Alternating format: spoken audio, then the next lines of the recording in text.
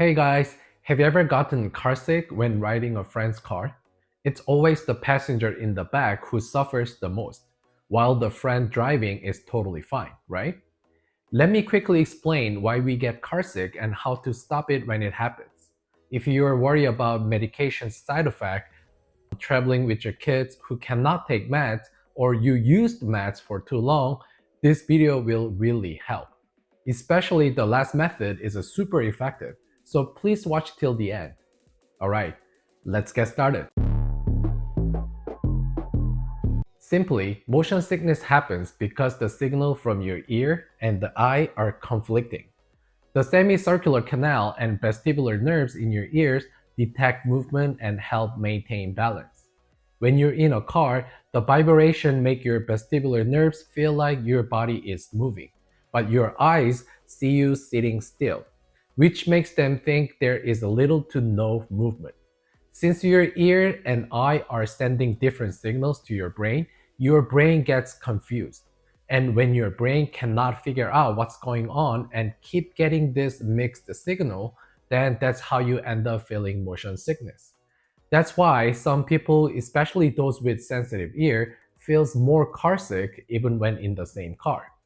If you're looking at your phone or reading a book in the car, your eyes focus on one spot, and that makes the motion sickness worse since your eyes sense no movement. You might also know people who just falls asleep whenever they get in a car or bus, right?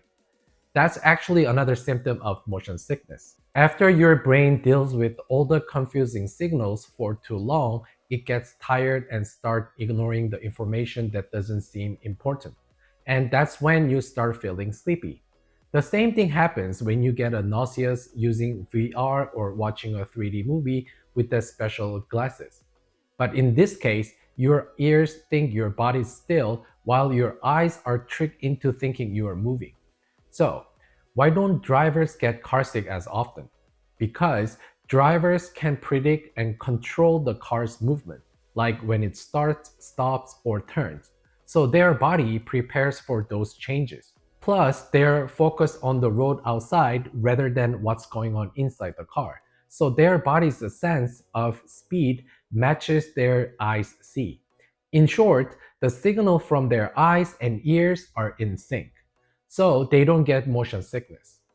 Kids under 2 don't usually get car sickness because their vestibular system isn't fully developed. But between the age of 3 and 12, motion sickness is more common as their balance system is still maturing. Over time, as they experience different types of transportation and adjust to the sensory conflict of riding in vehicle, it gradually fades away. Women tend to experience motion sickness more than men, and pregnant women may have it worse due to hormonal changes.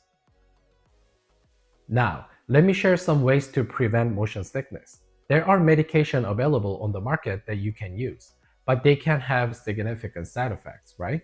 So let's discuss some alternative without medication and focus on the horizon or ginger candy that you might already heard of. The last solution I suggest here is the best one. We are almost there. First up is your sitting position. In a car, the front passenger seat is the best spot. On a bus, sit in the front. On a boat, choose the middle. And on a plane, the seat next to the wing are the best. Wear sunglasses can also help by reducing visual stimulation. For the same reason, traveling at night can reduce motion sickness compared to daytime travel. The second tip is head tilting. According to a study, when the car is turned left, the driver tends to tilt their head to the left, while the passenger in the front tilt their head to the right. As I mentioned earlier, motion sickness occurs due to a conflict in sensory input. So tilting your head in the direction the car is moving can also help. And this is the best one.